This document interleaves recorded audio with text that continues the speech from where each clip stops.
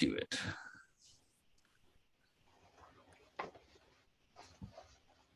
All right. Hello there. So here we are on the other side of Obi-Wan, the new series of Disney Plus that just ended here, and we are here for a good discussion of the finale and the series in general. And joining me tonight, I have two gentlemen on the panel. Charley Cummings from Saber Legion. How you doing, Charley? Excellent. Thank you very much. Happy to be here and super happy to talk about Obi-Wan. Oh, yeah, it's going to be fun. And then, of course, John Solomon. How's it going, John? Good. I'm All right. still, as Charlie just said, reeling from the finale of Obi-Wan. Yes. So first things first, if you have not seen the finale, if you have not watched Obi-Wan, if you've not done any of that kind of stuff, we are going to be spoiling the living hell out of it. So if you don't want that spoiled, now is the time to bail out. And then come back. This will be recorded. You can watch it later on and tell us if you agree with us or not. So there you go. So I don't know, where should we start? There's so much to go about. Maybe we should start out with this. Let's just start out. What's our overall rating for the series in general as we start out here? Did we all like it? Did we all? I absolutely loved it. And I'll preface this right off the bat that I'm a Star Wars lover, right? So meaning I go into things with the expectation that I'm going to like it, as opposed to it's not good. Either I have high expectations and it's not going to meet it, or something like that, or I'm looking to pick. I saw somebody nitpicking that they thought that the little character that played Luke didn't look like Mark Hamill, and it was like, come on. I mean, like at this point, where you're really splitting hairs at that. But yeah. So I absolutely loved it. And we'll talk all about the different aspects. But I thought the story was tremendous. I thought the way that they've really been able to kind of pull some things, fill in the gaps, right? Now all of a sudden we know why he calls him Darth, right? And things like that. So I love the way that it's been able to go back. I was just thinking about it. Just Ewan McGregor's Obi-Wan just makes me all warm and fuzzy. I mean, he is Obi-Wan, right? So it's just that is awesome. True. Say what you want about the prequels. I'm not a big prequel fan, but his performance is the best thing about the prequels. Right? Like maybe the music. What? Don't forget the music. Well, the music the music is in the other ones as well. Right? I know. Now we have an Obi-Wan kind of outside of the prequels, right? We have like a kind of a transition Obi-Wan being played by Ewan McGregor, which I think is real fun, because now we have like a kind of a wider way to see that. Okay, John, how about you? I loved it. I'm just like Charlie. I'm a huge fan. There's a few things that we were just talking before we started that it's like I can nitpick about things, or just like, that doesn't quite work for me. But some nitpicking, I'll preference our last previous stream about something I maybe said something about Ahsoka's character being horrible, which is probably a strong word. But so some things I don't like, but overall, I pretty much love every aspect of Star Wars, and this was very well done, very tight. Quite a few surprises for me, which was a little shocking. Because it's like, oh well, they're going to do this, so it's got to be this, and I was surprisingly and very happily wrong that it wasn't just what I expected. It was some, and Flea. I mean, how can you? Right. Yes. Flea. It was like, oh, that's great, but yeah, I loved it. I would give it probably very close to a 9 or 10 out of a 10. Yeah, maybe an 11. So exactly. Hey, yes, why not? I agree. I don't think we are all here because of our love for Star Wars and that. And I will, I admit it doesn't take a whole lot to thrill me right now. But in the past, there's been stuff that I didn't like, and didn't like Rise of Skywalker too much or anything like that. But this right here, I mean, this was really impeccable Star Wars. And I think it had to do with the fact the story was smaller, right? They're not taking on some huge type of thing. And I think it's the same strength with The Mandalorian season 1, is that we kind of dialed in on this kind of slice of life, right? And even though Obi-Wan's slice of life is probably a tad more exciting than most people's, we still got that. Like in the very beginning, you saw his kind of drudgery that he'd been going through for the past 10 years and all of that. I too was surprised by a lot of things. As fans, we tend to speculate a whole lot over these types of gaps and stuff like that. So it's always nice to see things coming in from a different angle than you expect, especially when you're so used to knowing where the things are coming from. So I agree there.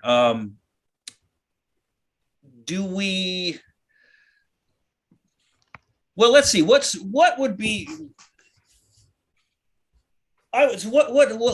start off on the positive. What's our favorite things that we encountered in the season thus far? Well, thus far in the series, the story is done. So, well, I'll say one of the things that you two mentioned, and that I was definitely thinking was, and people might not be thinking like, well, this was the best part of the show, but in general, everybody was surprised. I don't think there's a single person out there that thought that when that first shot of Alderaan popped up, and everybody was like, oh, I mean, it was like nobody thought it was going to go that direction, right? No. And I think that, and constantly, even though, I mean, the worst secret of all was going to be that we were going to see Liam Neeson as Qui-Gon, because they even teased about it before the first episode, right?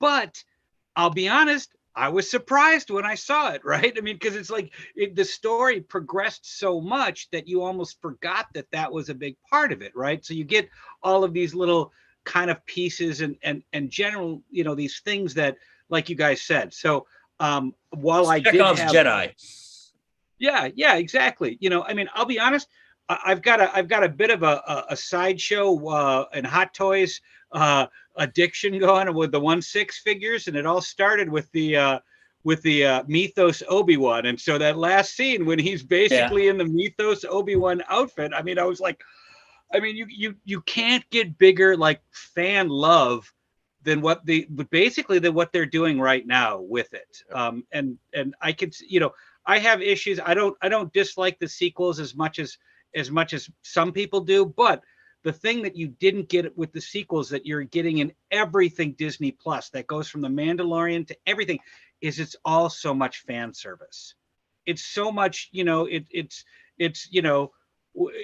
gonna see we got to see what a Cantoon was, right? I mean, we got to see all of these little things that they keep throwing in just to kind of make it more rich and to kind of the Cantona. Yeah, exactly. Yeah. Like what's next? The Will Rowe Hood story, or something like that. I'm in. Yeah, exactly. I mean, so that's the thing. I mean, we keep getting all of this fun stuff. I mean, I'll even throw this out there, right? I watched a bunch of videos on Easter eggs from the last episode, right? What we don't realize is that Vader's scar on his head is just happened. Obi-Wan just did that. And so they kind of wrote that in as that's part of it. And so that's a visible fight from the last, or at least, if this is the last time that they see each other before A New Hope, right? Yeah, so, I have to go back and look because I saw that on some Easter egg thing too, and I could have sworn that scar was there when they showed him in the back of the tank. Yeah, we'll have to look. I'll have to go back and watch it or anything like that. I did, however, before the finale, go back and watch the entire series from the beginning because I like to see the whole narrative together, right? And the narrative holds together extremely well. The whole thing, if you watch it, front to back, it plays off like a long movie. I think there's only like 3.5 hours of actual show there. So it's like a longish movie. Well, a very long movie, but Gandhi, all those kinds of things. You could have easily, made a movie out of this. I do like the fact they did it with a series so we could go into these little details. But the thing, and I agree with you, there's so much that's being given to us as fans and lovers of Star Wars. But there's also this, I think, especially with this one, they're so good at the whole keeping everything in place canon wise, right? And this is a really difficult one to do because you can't really color out the lines too much here. So the Leia thing was brilliant, right? Because it immediately takes you into a place, gets him off of Tatooine into these new environments that, the things that happen there can happen kind of in isolation. We don't have to worry about that. We don't get any huge CG, set pieces or anything like that. It's all very, very intimate story. And I think Leia really puts that forward. I mean, she was one of my favorite parts of the whole series. Definitely. Agreed. She was great. And it's one of those things, like I said, you're pleasantly surprised. It's like exactly that, right? That was one of the big surprises. Like, oh, but then you think about it immediately and like, what would make Obi-Wan leave? And that's, one of like 5 things in the whole galaxy that would make Obi-Wan leave. It's like he has to go help Bail deal with some issue with Leia. Mm-hmm. And that was, for me, that was really great. But I 100% also agree about the fan service. When I realized when he, was getting ready to evacuate his little cave and he was in the Mythos suit, like exactly, I was like, that's just, that's just a very nice service to fans and to the imagery that has grown up around like the story. And it also ties back to, in my mind, at least, one of the things I really enjoyed about the arc of his character right up until about the halfway point, which is when you kind of get what you got is, and then it continues. But the idea that he's, he's a veteran that's suffering from massive PTSD, not only just dealing with the war, which is stressful enough, but in, his ultimate feelings that he betrayed Anakin, that he failed Anakin, and all of those other issues, which are resolved in the finale. And that's one of the things that helps him come to terms with things. It wasn't ultimately his failure; it was Anakin's failure, mm-hmm.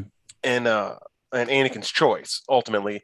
And it's like he, but the idea that we see him and he's really broken. I mean, he's really a broken person, and he has like one thing that he's trying to keep on to keep him going.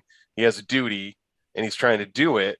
But ultimately, in those 10 years, is like we see him like turn away a Padawan, which somebody that needs help, which seems like the exact opposite of what we would expect Obi-Wan to do in that situation. And I think that's an interesting way to start out the whole thing, especially consider all the backlash they got from doing that to Luke in Last Jedi. But and we've talked about this before, as a teacher of martial arts, right, I can tell you that hits home in a big way. That's like an arrow to the heart.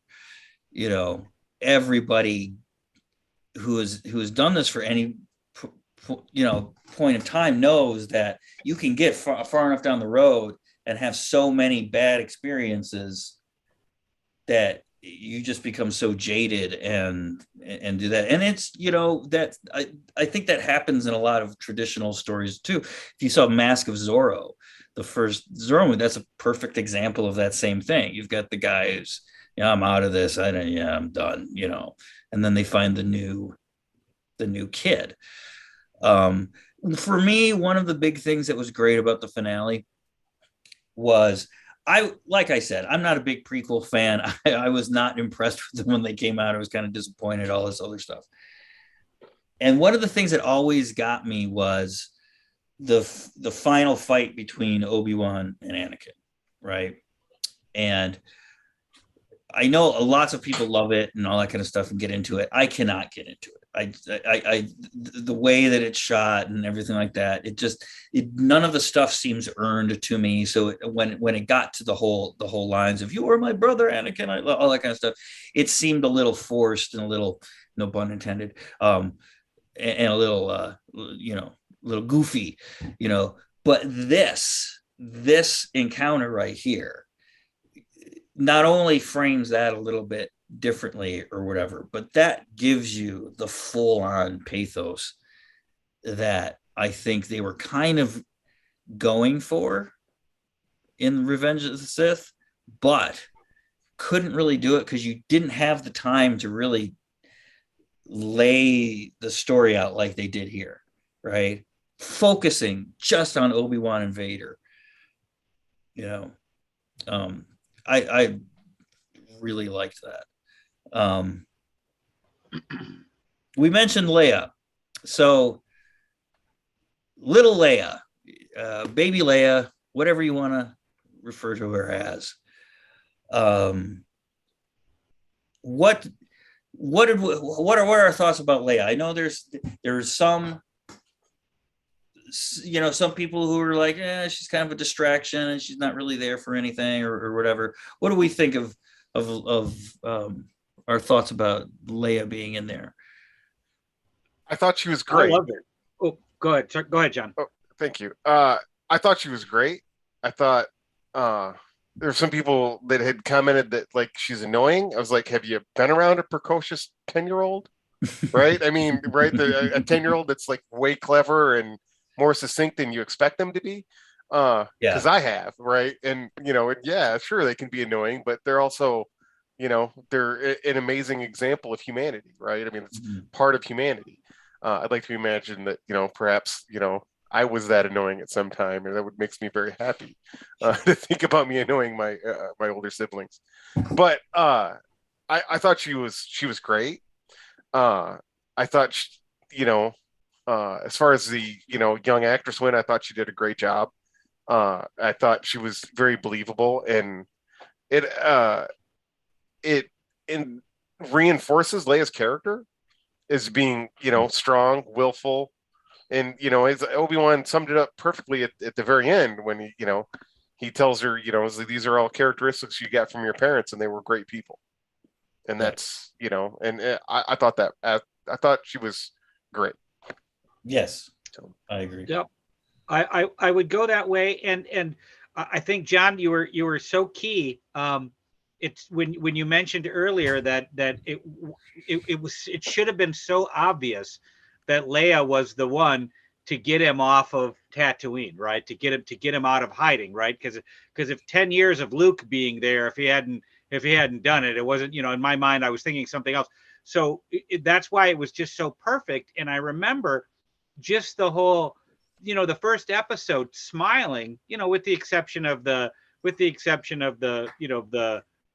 escape, the Disney child escape type of thing, running through the woods that didn't seem, that was about the only thing for the show that I personally felt was like a bit of a cringe moment. But outside of it, the whole thing was just spot on. She had the mannerism, she had the and you get, and I'm starting to, again, this goes to the fan service, but I'm starting to really love these little things that they throw in, like you see the costume that she wears at the end, her outfit at the end is exactly what Leia wears later on in life, right? The white outfit with the dark boots and the and the cross, and the cross drawn holster, things like that. I mean, that I love the way that it's setting up where the characters are going to go, so that even if they don't do anything if there's not another season, I don't think there could be a season 2. What I think there could be is another story, right? Like another independent story might be a way of thinking about it, that they could throw in between now and the 7 years or 6 years to A New Hope, right? So that we have that opportunity in it. But man, they could do nothing now, and I think they've set everything up for that jump between episode 3 and episode 4 for these characters. Yeah, like I said, Leia. Well, I said this before, but Leia was one of my favorite things of the show, and she was really, really needed. We've got a couple of people on the thing, and I've heard this before, that the spotlight may have been on her and drawn it away from Obi-Wan too much. I don't agree with that necessarily, because what we were talking about, we have to have some way to draw Obi-Wan out, especially where we begin with him, right? He's, chopping up. John, correct me if I'm wrong. Is that thing that was in the desert? Was that a space whale, like from Rebels, that had like fallen from space and they were chopping it up? I don't know if it was supposed to be a Purgle, or if it's another nod to the reference that Tatooine used to be an ocean planet, and this is a sand whale or something like that, right? Because it certainly was whale or manta-like, and it clearly was beached, but it's a little hard to tell. I haven't looked it up to see, but it's no creature I am familiar with. But I don't necessarily think it was supposed to be a Purgle, but it could have been. The way that it was presented, it looked like it had fallen down from the sky, because there was like a little trench and went over to the side, but whatever. Anyway, so we get him where he spent 10 years basically being a nobody, brutalizing himself in the sun, and being mistreated at work, and just going through all the normal Joe stuff, and I think you needed Leia, and you needed especially Leia in that form to bring that old Obi-Wan out there, right?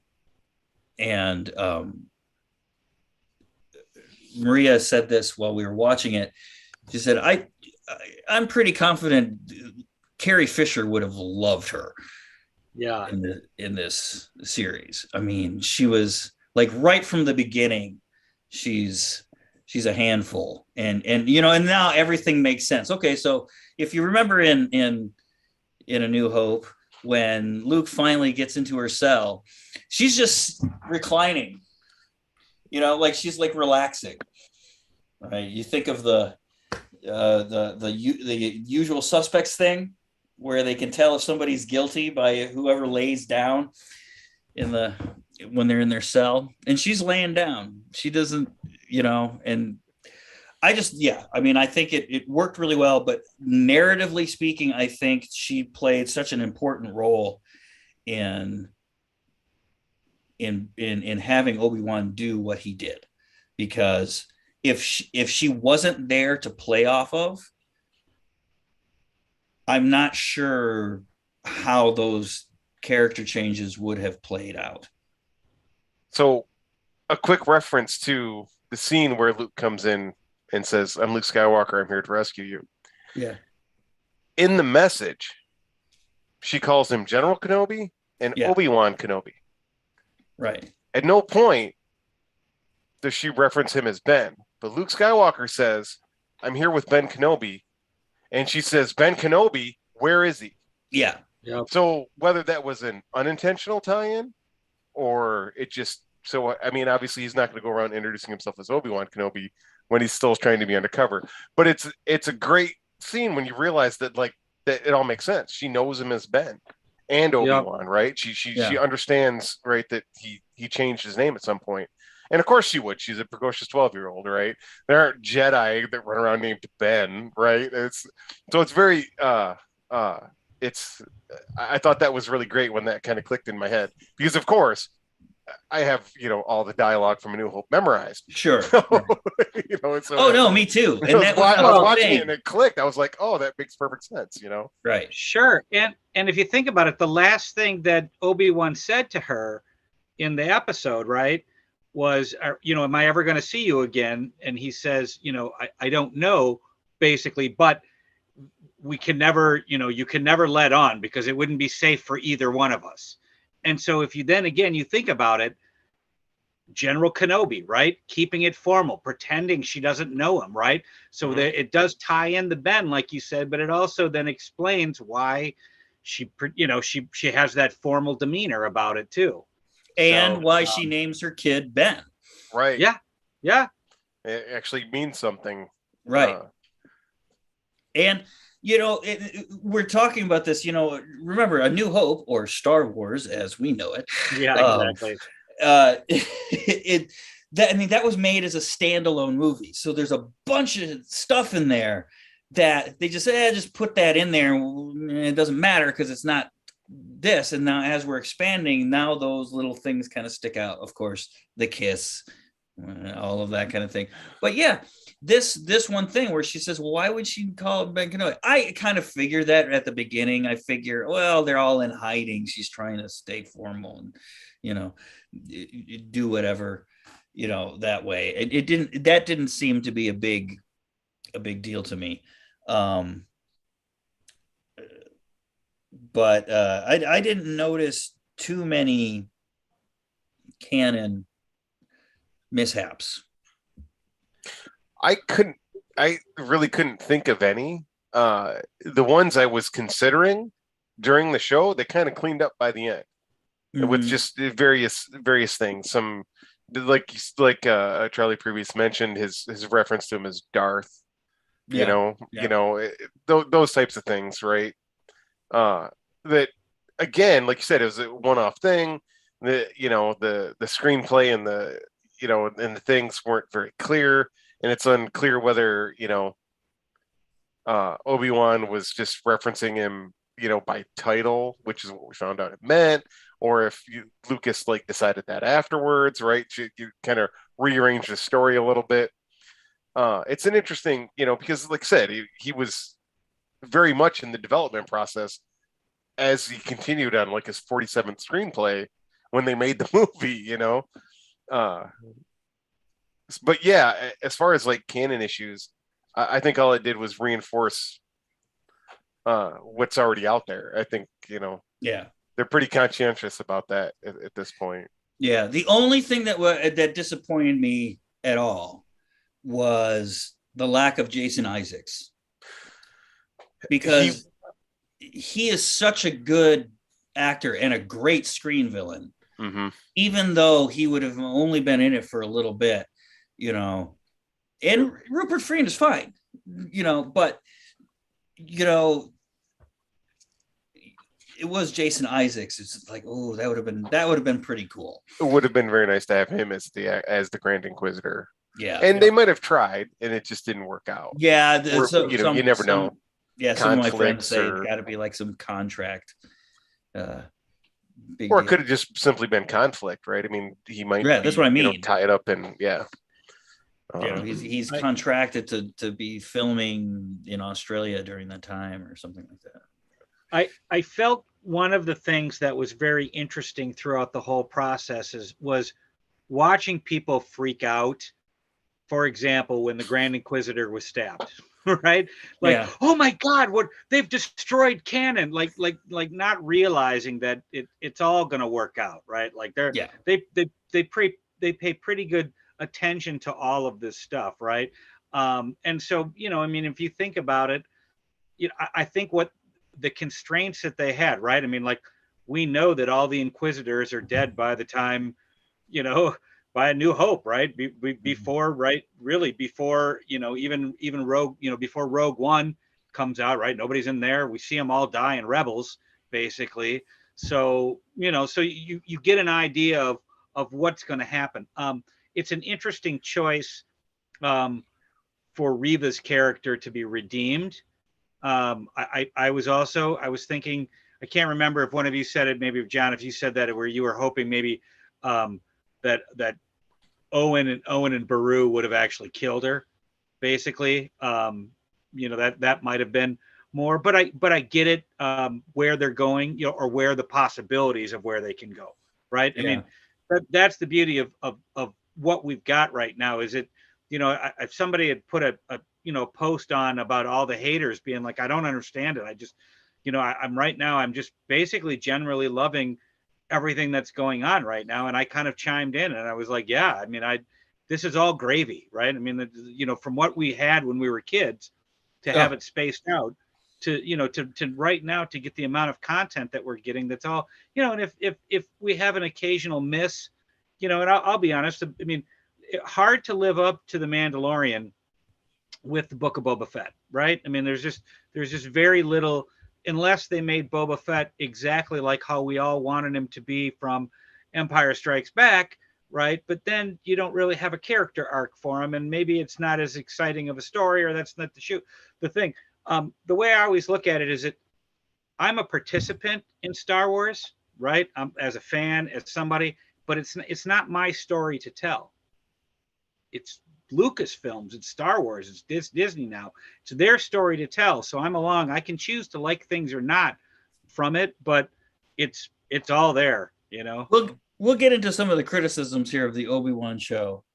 But to mention the Book of Boba Fett, I love the Book of Boba Fett. I kind of understood. I'm a big fan of Robert Rodriguez. I understand his style and his narrative and all that kind of stuff. I had zero problems with any of it. I was also going into the Book of Boba Fett as Mandalorian season 3 or season 2.5.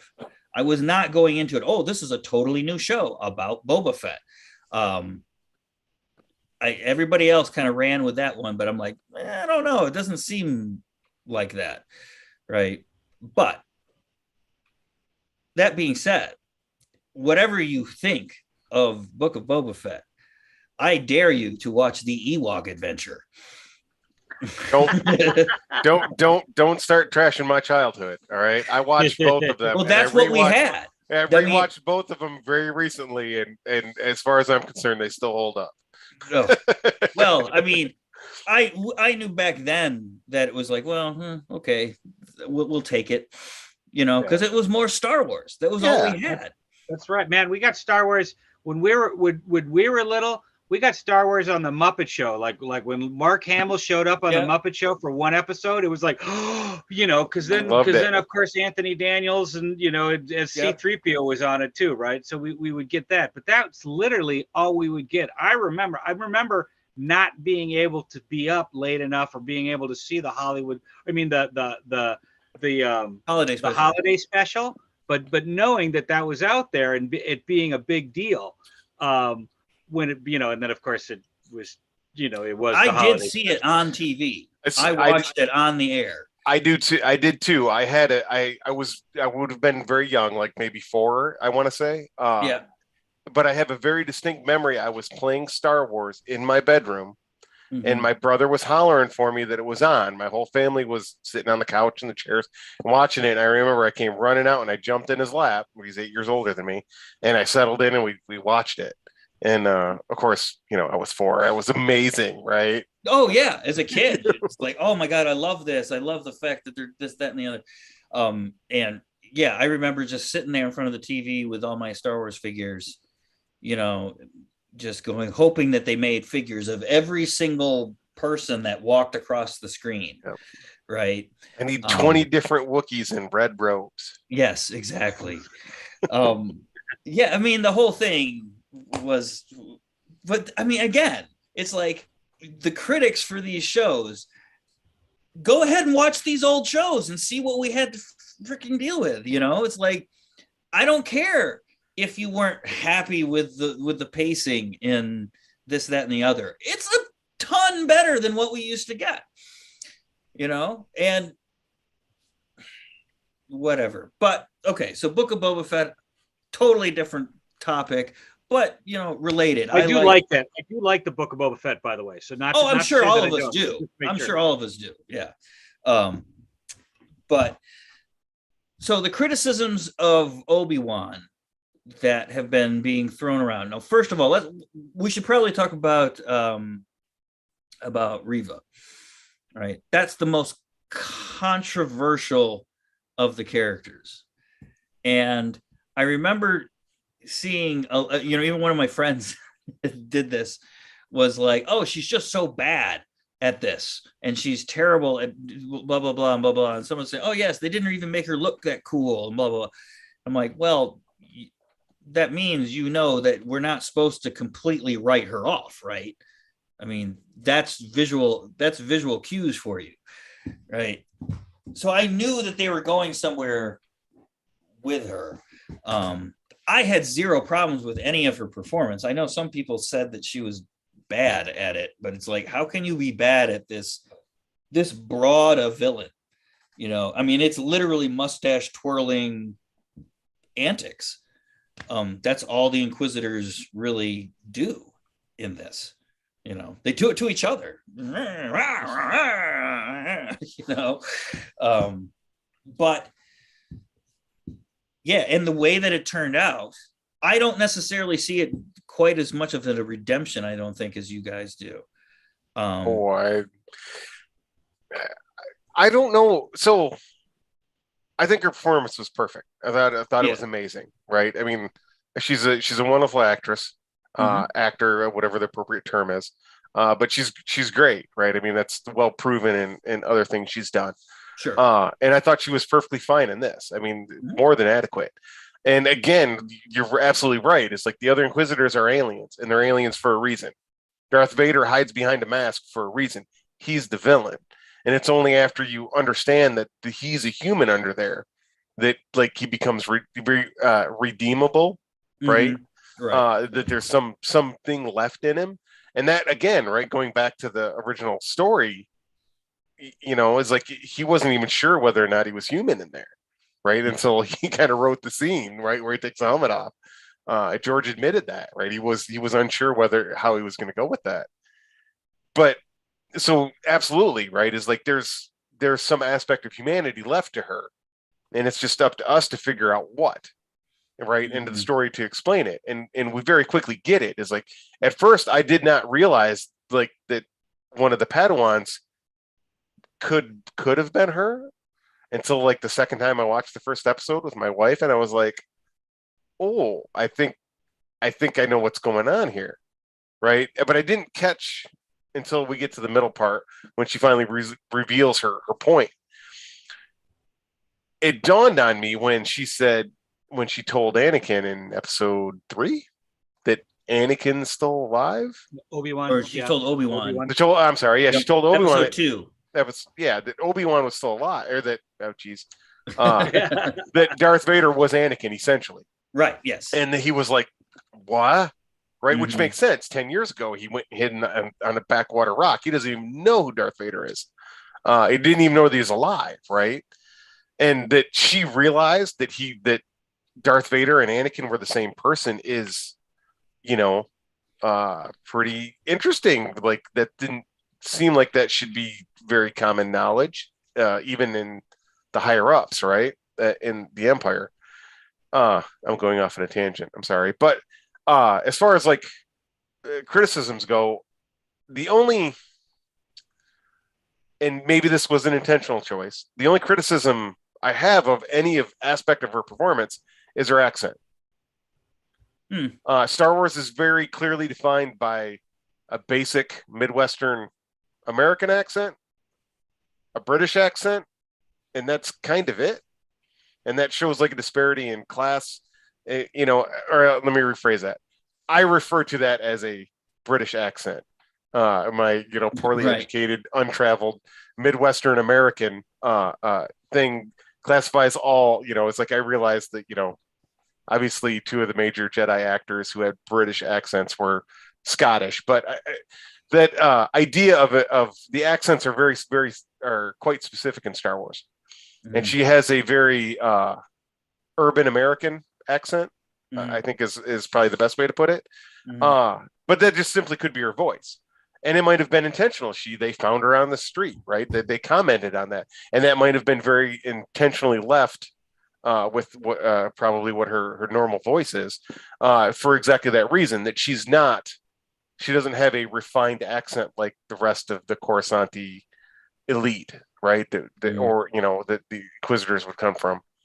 But as far as like any other criticisms I have about her or the arc of her character, I don't. I agree that it doesn't really seem much like a redemption arc, as maybe she just realized that her need for vengeance would stop before she became as evil as what she was trying to avenge, which I thought was interesting. And I think Obi-Wan said it best: is you chose not to be, and the rest of your choices are yours. So, and I guess that's kind of what I mean about the redemption, right? Do I think that she's going to go off and become a new, fledgling Jedi again and try to, not necessarily. However, I have heard rumors about development of a show, right? Of a Reva being in some show of that type of thing. But I think that's just a Disney leaving everything open, for later, or for what exactly for what they're going to do. But as far as her, I also thought it was great.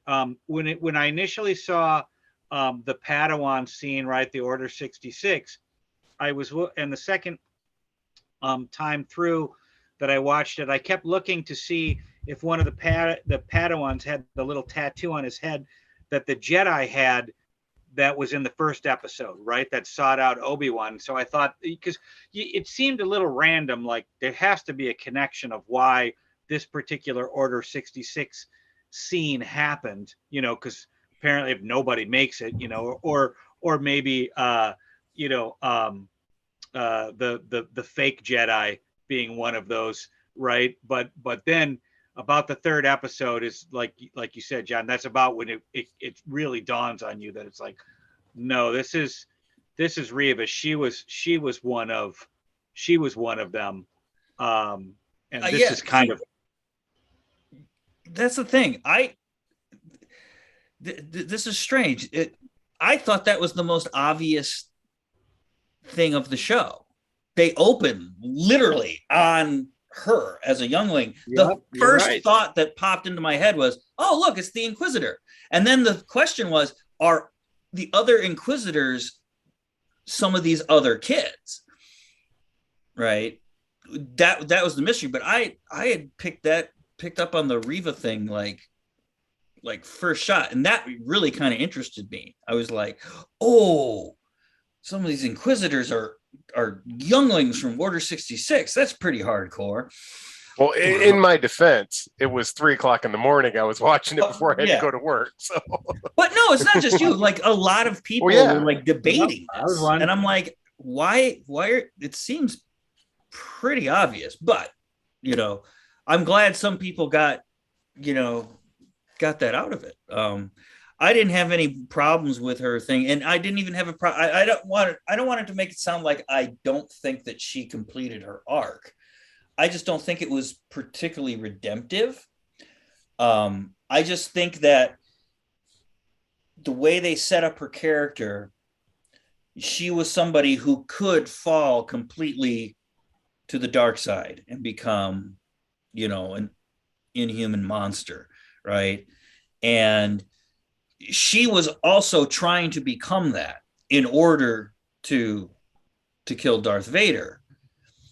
When actually confronted with the act of killing the child of Luke, which was the second time, if you remember, because she strapped Leia to that chair and was right about to freaking do whatever the hell she was going to do to her, right? So she was capable of doing all of this stuff, but when it got to that point, she was unable to go that last mile. That's how I kind of read it. So not necessarily redemptive, but rescued. right? Like she's another person that Obi-Wan helped rescue. That's just me. That's why he's the best. Yeah. Okay, so were there any other, I'm trying to think if there were any other big criticisms of the show that would deserve some discussion. Because I mean, a lot of it, in my opinion, just kind of comes into personal taste. Okay, whatever. And again, expectations being subverted here and there. I can see how people like. I love it when my expectations are subverted. That's why I watch this stuff. See, that's an idea I came to the other day was nobody wants their expectations subverted until they are and they love it. Right. And this is exactly, and Star Wars is I hate to say it, but like the original trilogy, right, was quite good at subverting those expectations in the best way possible. No, I am your father, right? Is like, right. That's an absolute subversion of what you expect the discussion about, Luke's parentage to be, right? And no, it's a lie. No, it is totally the truth, right? And you get that before the end of the movie, even as a 10-year-old, right? You get it, and that's a massive subversion.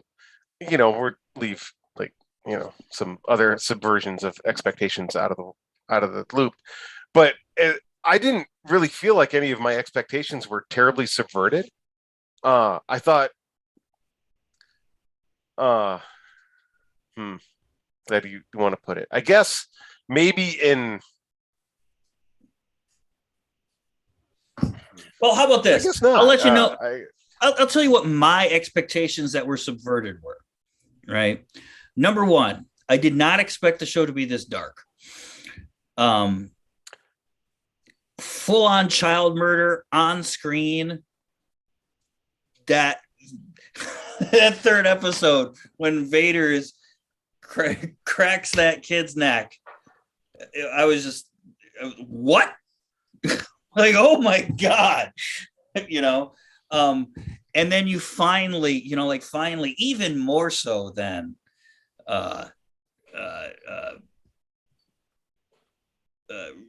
Rogue One, you finally have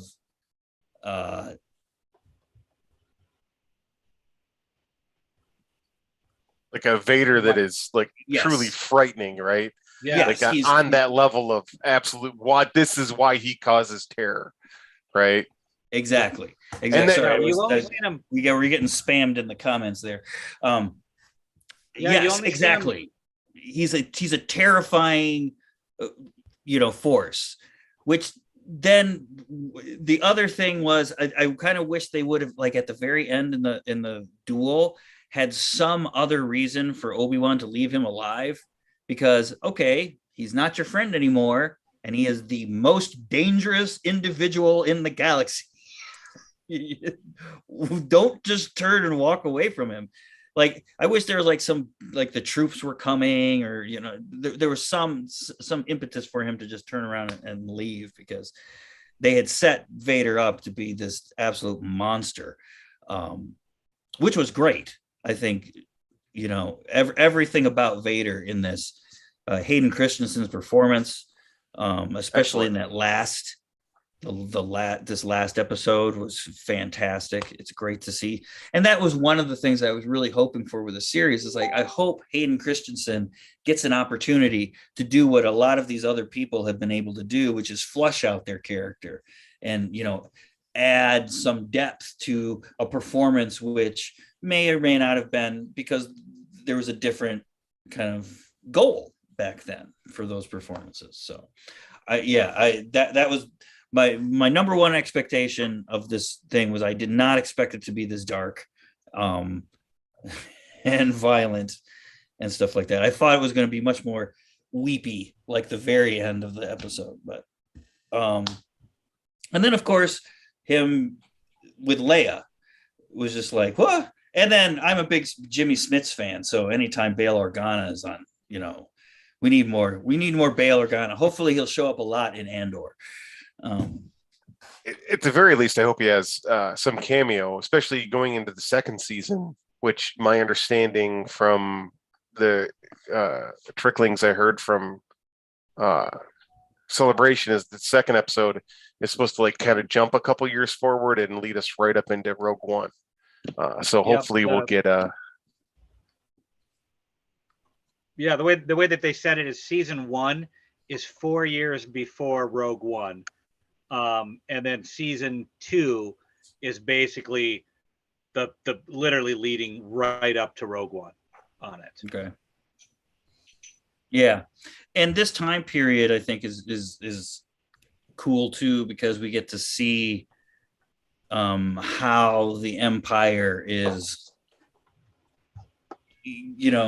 getting its tendrils into all of the where you have the Imperial loyalist truck driver mole guy. Yeah, that was fun. Nothing wrong with a little bit of order. Yeah. It's like hitchhiking and going around the car and seeing a big huge MAGA.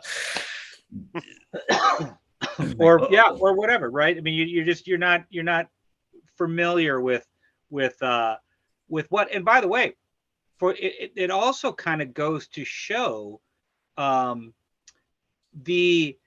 of the brilliant aspects of the Clone Wars series is really fleshing out the kind of republic to the Empire that you don't get to necessarily see in Revenge of the Sith, right? I mean, because it just kind of happens and that type of thing, but you see the seeds of it through that.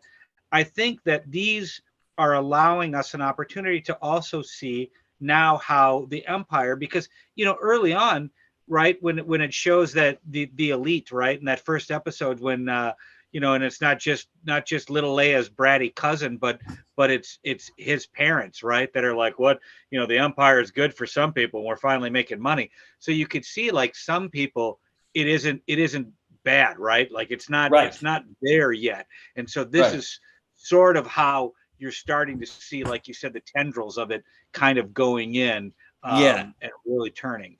And up till now, we've only seen rebels. We've only been meeting people who are against this and who are fighting against it and stuff like that. So it is really cool to see, okay, this is why it would have persisted and all that. And okay, before we go, and I'm sorry to cut you off, John, if you had something to say, we should talk about the Saber Combat, right? We have 2 duels in this series, which, well, 3 really, that really deserve some looking at. The first duel between Vader and Obi-Wan, Vader and Reva, and the final Vader Obi-Wan. Actually, and you got Obi-Wan and Anakin. Well, yeah, that's true. That little training fight. That's the flashback. That's right. Yeah. Now I would like to go back and watch, because from what I understand, there is a lot of movement within that Padawan fight, that Padawan master fight that comes out of Revenge of the Sith.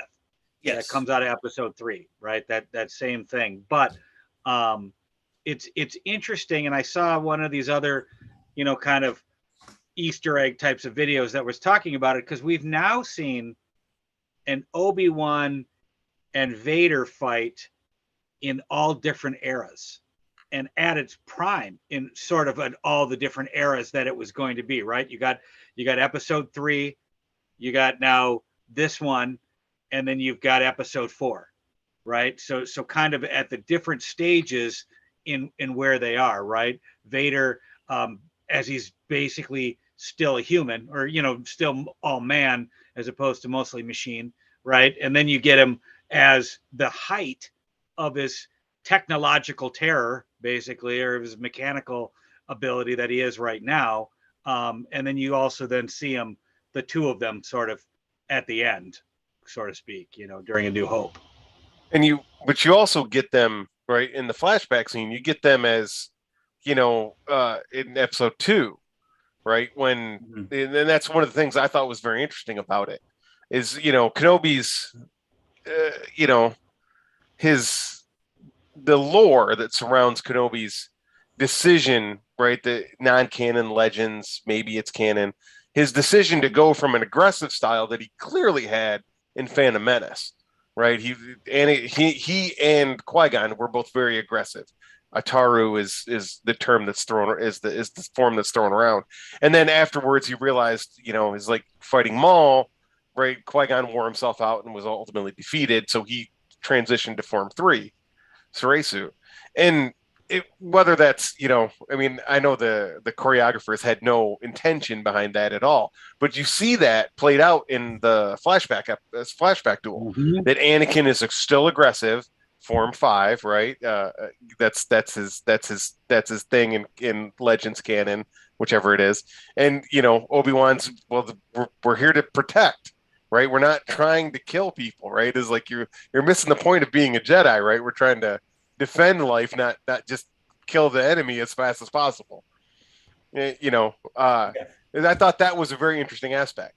But that, Obi-Wan's the strategist, right? And he draws Anakin into his strategy because he knows he's going to be aggressive, right? So he ends up being overly aggressive, and Obi-Wan tricks him and gets the lightsaber away from him. So I thought that was a very interesting play characterfully in that aspect. Yes, absolutely. I think also one thing that is, I think, because I'm very harsh on any of the lightsaber duels, because I'm kind of coming from a background of martial arts movies from Hong Kong and stuff like that, so the bar is pretty high. And one of the things that's always a problem, at least it was a big problem in the prequel trilogies, is when the fight was going on, there was never a sense of who was winning or who was losing, right? Like it was just clash. And you see that even in like fan stuff, and when people do choreographies now, they focus a lot on what happens with the blade, but the blade, unless you're doing something with the fighters, with the characters, that's not going to kind of translate. This was not that. Every single one of these battles had these very clearly drawn lines. And even though some of the choreography, it's not spectacular, or it's not anything that you're going to, say, oh, this is this, that, and the other. As far as the character development and the story and the excitement and the visceral effect of these particular lightsaber battles, they were great. They were not superfluous. They told story. They got through character, and all that. You see the first one where Obi-Wan is terrified of Vader, and Vader, using one hand, is just handing him his ass, right? Force pushing him all over the place, holding him up in the air, dragging him through the fire, just ragdolling him, just back and forth. And you see that flashback fight, and you see a little bit of the kind of style that they used in the prequels, the kind of more flashy thing. They did a couple Obi-Annies in there. They didn't do them as dumb as they did in the prequels. So they did. I didn't mind. I thought the fight between them, the training fight, was really, really nice. And I liked the way that the flashback was split between Vader and Obi-Wan. So they're both taking lessons from that same flashback. Reva, I mean, come on, who didn't want to see Vader just this is what you can do. Yeah, this is how not powerful you are, Reva.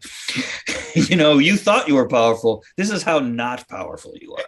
And that was very clearly the point, is that Vader was just not only just a step ahead of her, he was miles above her in power level. Yeah. Right. And it's interesting on a few levels, right?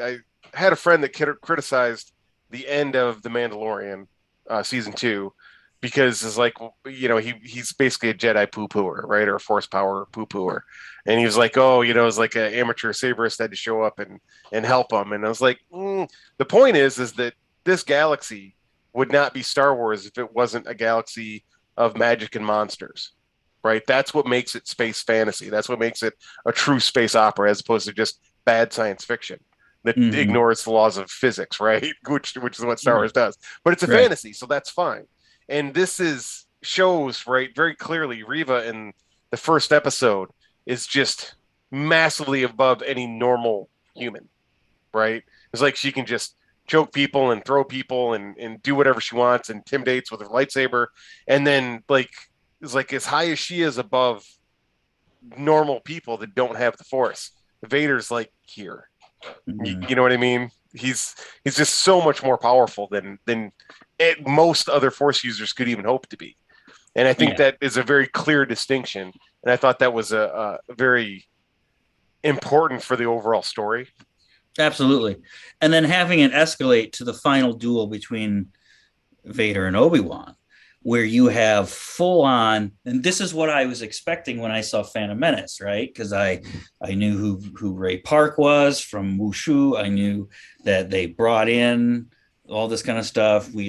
Hong Kong cinema was just becoming huge over here. So we were like, oh, this is going to be great. We were thinking we were going to get lots of Force power stuff, like, you know, what they call sword energy in wuxia films. But here we get it, right? Vader slams his hand on the ground and just, you know, Obi-Wan throwing boulders at Vader, who can just barely shield himself from them. All of that stuff. And then it was backed up by totally different choreography than the first fight, right? Whereas Vader was dominating the first fight. In this one, they go back and forth, but you see Vader's trying hard. He's doing spins, he's doing jumps, he's trying. And then at that critical moment, this is what really impressed me, is before the first cutaway, I think they have their little exchange, and then they go back and Vader grips his saber with two hands. And that's where you're like, okay, it's on.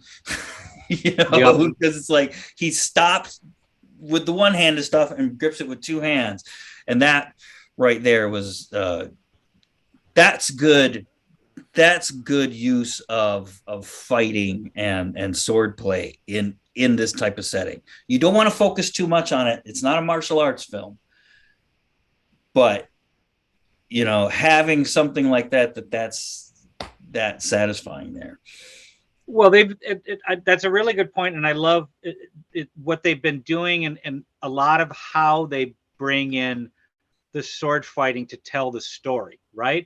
A big one that comes to my mind is Obi-Wan Maul in Rebels, right? I mean, so basically you've got like you've got like the classic samurai duel, right, where there's 2+ moves, and that's about it. But what you really get is, when they break it down, is you got Obi-Wan goes to his form, right? So he goes to his form 2, his go-to form, right? That he goes against Grievous, that he brought up against Vader when he showed it, right? That's the first one he goes against Maul. Then he changes it and he brings it up to his Qui-Gon stance, almost to kind of goad Maul into doing the exact same move that he did to Qui-Gon, where he cuts through, hits to the head, and then stabs to the belly, right? But what it does is, in that fight, it shows Obi-Wan's transition, right, from what was Obi-Wan to to kind of to evolution, to now knowing more than that. And so in this one, it shows Obi-Wan's not quite to that next stage of it, but now he is at least back to where he was at the height of his power, kind of thing, or where he was at the end of, let's say, the Clone Wars. And this secret spoiler going forward, right, to the very end of the episode, right? And that's the whole point, right? He's come full circle. He's back, right? He's dealt with all of his issues from the first part. He's accepted who he was, who he is, whatever failures he's had, he's dealt with it. He's come to whatever peace terms he has with it. And thus he's finally able to make a step of transcendence and, and begin to communicate. I guess spoiler warning, right? With Qui-Gon, right? I mean, yeah. He's like, I've been here the whole time. I've just been waiting for you to catch up, and you're finally here, and we got a long way to go. And I thought that was, that was like you said, the worst kept secret, because you knew it was going to happen sooner or later, and I thought it was great. I thought it was perfect. Yeah, no, they did it well. Well, I was just gonna say that's where the tears came for me in that episode, right? I mean, like there was a bunch of different places where, like where I felt like I should have. And I think if I watch it again, I might, but I was so caught up in the moment. But when I saw Qui-Gon, I got the tears of joy, right? So it was pretty awesome. I think that's a good thing to kind of to land this plane here too, because we talked about subvertive expectations. Like certain of our expectations were met and exceeded. That right there, Qui-Gon Jinn, hello there. All of these things that we knew were going to happen, they kept from us until the very end, right? And yes, you save that for the end. So I thought that was masterful. And of course, like he arrives at the Lars homestead, you're going, okay, he's going to say it here. He's going to say it here somewhere. And then he turns away and he's walking away. You're like, hey, what the hell? Right. And then Owen yells out, hey, want to meet him? Okay. And then, yes. And then we get it. And then right after we get Qui-Gon, they made us wait for Reva, right? Figure out what's going on with Reva. They did everything narratively very perfectly, right? They kept the things away. They didn't do that. I don't even have watching it again. I don't even have that big of a issue with like the little chase scene. And as I'm watching it, I'm kind of watching, all that kind of stuff. I know how these chase scenes are shot, and they're not fast, and they're not this, and it all depends on framing and this, that, and the other. And I think most of that was probably due to the format that they were in, the fact that we're watching it on smaller screens so we can see more, and less. So, but going back through it, I like none of those things are sticking my craw. Just gloss right over them. Yes, are those a little, like you said, breaking the laws of physics? Why does Darth Vader pull down that one ship, pull up the other one, and doesn't do it to the next ship? But Star Wars. Okay, he's tired. Took all of his energy, right? There's. The laws of physics thing is just simply, right, Star Wars in general, it's a space fantasy. So like spaceships make noise in space, and there's just things you just accept because it's science fantasy, space opera. But about one real quick thing about fighting I meant to bring up earlier is it's something I mentioned in the Mandalorian video previously.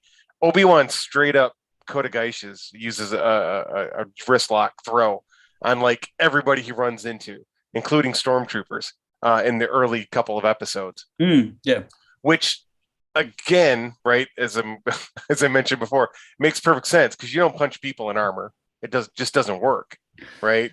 Did you catch when he hurt himself on the Zabrak's horn? Absolutely, I love that. He did the. He was straight up doing because right, I study Aikido. Aikido Jits, and that's a straight up aid to throw, right? You just slap him in the side of the head to tilt the head to get the momentum going, right? Mhm. And I love that part. He's like, Yeah. But yeah, it took me a couple of times to figure out what happened. Right? I thought he just hurt his hand, and then I was going, oh, wait a second, no, he's bleeding, and then he hit him with one of his horns. That was pretty awesome. Yeah, that was great. But yeah, I love that, it's like he actually like joint locks and throws his opponents, because that's, fighting with armored men alongside armored troops, and just in general, right? I mean, the Jedi, like, their martial arts they're not one specific martial arts from our universe, they're everything. And we see Obi-Wan do flying kicks, right, against Django and the prequels, and lots of other unarmed stuff. But I thought that was really good that they reinforced that he is a very skilled unarmed combatant with, a lot of those techniques under his belt. Well, you'd have to be, and then that's the thing. You'd have to, but them putting that kind of stuff in there does add, that kind of intangible realism to the character. Obviously, Ewan McGregor's performance is top notch. This is the Obi-Wan that we have come to love and all that. And so somebody here says the duel, the final duel, is one of the top 3 of all times for them. I'm sure that's a very common sentiment. I mean, I hear about people who like watch Revenge of the Sith and cry at that part, and yeah, it goes right past me. But like for this, I could understand, you get weepy right at the end.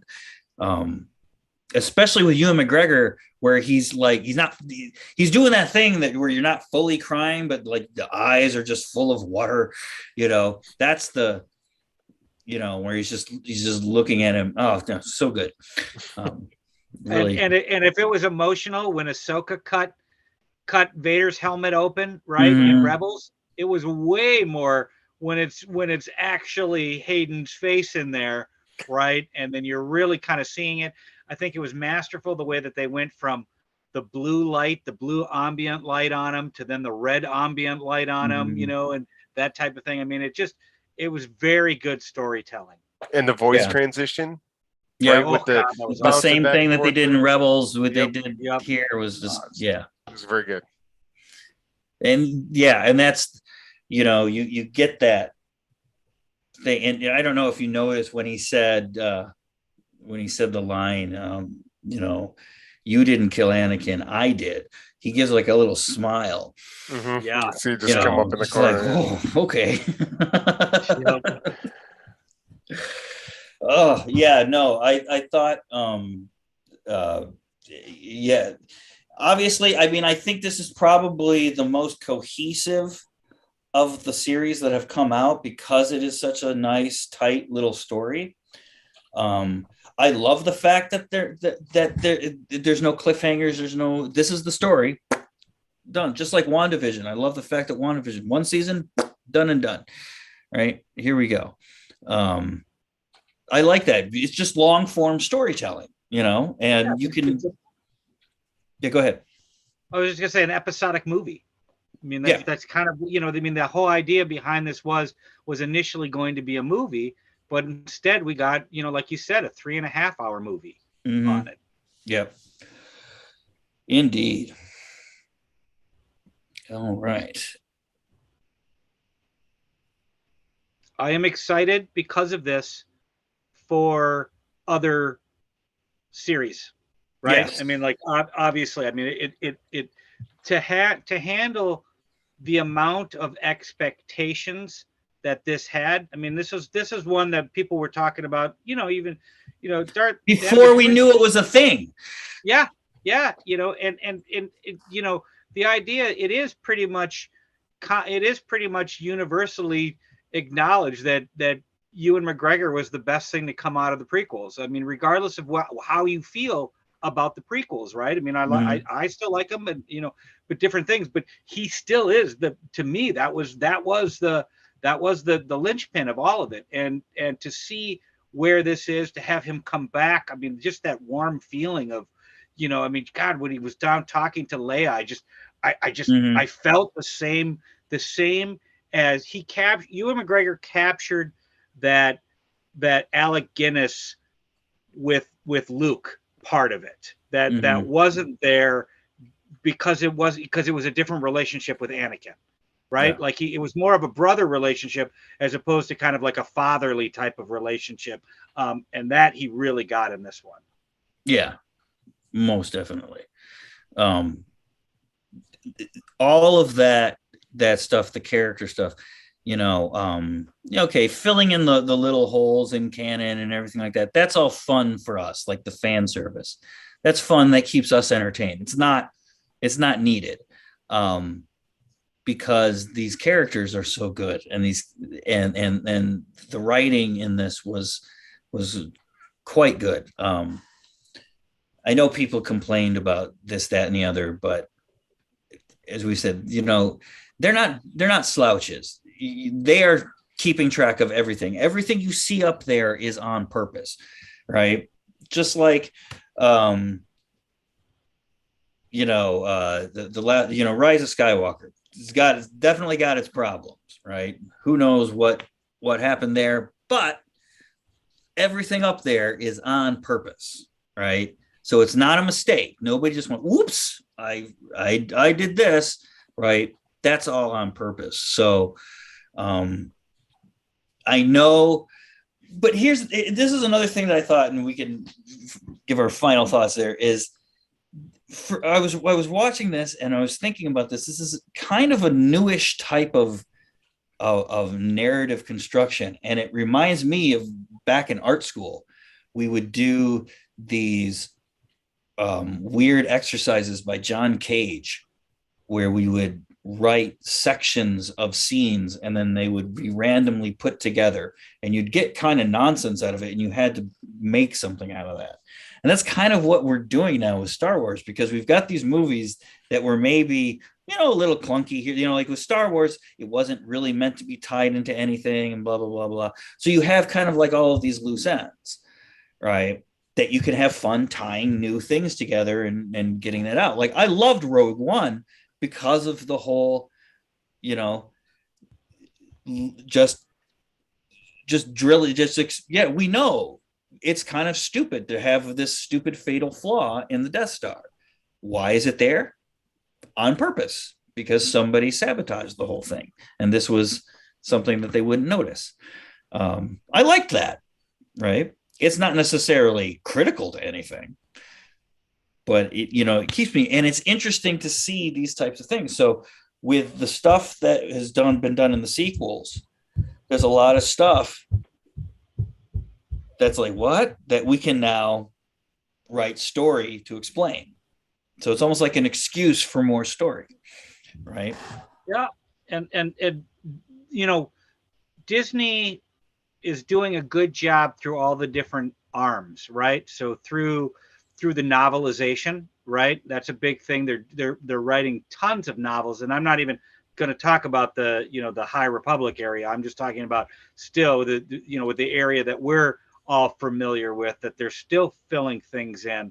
The comics are another one, right? I mean, the comics have a lot of really good things that are moving these stories along, right? Like the whole Vader comic series is why he's still, not just why he's at Mustafar, but the whole rationale behind the architecture of his castle, things like that, right? So it's a lot of things, and they're really pushing this. So again, I'll go back to what I said earlier. The content is all out there. It's just all gravy, right? I mean, it's just whatever you want to see. But they do have to have it. I mean, with all of these things, right? You've got Galaxy Edge. You've got the Halcyon. You've got the stories. You've got the High Republic. You've got this. You've got that. You still have to be able to figure out how to keep it all together. And that is the more divergent that they get with the stories, that'll be the hard part for it. Even though we don't need to be stuck in just talking about the Skywalker saga, right? So I think that's exciting to also see where Star Wars is going to go as well. Yeah, I like this era, so I'm excited for Andor. I've been loving the Bad Batch. Like this period, which between the rise of the Empire and its fall, like we've only have the fall. I've all of this is very interesting. The World War II type of parallels. Now we have Ukraine, Russia, all of these things that are happening in the real world that these things can help inform us and help us have good dialogue through in culture and stuff like that. All right. Final thoughts before we take off for the evening. Anybody got any? It was great. Watch it, enjoy it, rewatch it again. Look for things. I mean, there's so many little things in there. We mentioned very briefly about like the Empire, having this transition. And one thing that I meant to comment on, and we didn't get to, strangely, was Tala's character, and she very clearly states, "I joined the Empire when it stood for something." And then like they wanted us to do horrible things, and she was like, "I'm out." Right? It's like that's not happening. So I thought that character was very interesting, and that's just one of those little levels of nuance, that's kind of hidden in the show. Absolutely, I completely forgot about it here. I'm very excited. Absolutely right, and that's whose holster she has at the end there too. And I did love the, it's empty. I'm not going to give you a blaster. Shoot 10. That was cute. Charlie, how about you? Yeah, I mean, I said a lot of of my thoughts in my previous comment, but I really kind of echo what John said. I mean, enjoy it. I mean, I think what the biggest issue that I have seen that people have is that it doesn't meet their expectations, right? And that in and of itself is if you're always looking for it, or if everything is wrapped up within your own expectations, you're going to be disappointed more often than not. And just my goal, or my if I could have any sort of word of advice going forward, is leave the expectations by the door. Just watch it and have fun. And if it's good, awesome, watch it again. If not, well, it just gets thrown into the with some of the other things that Exactly. Star Wars Resistance, right? Exactly. It's really easy not to watch something. Right. I don't, and we all have our things.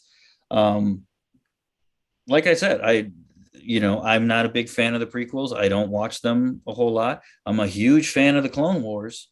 I'm a huge fan of Rebels. Obviously I like the first two sequel movies.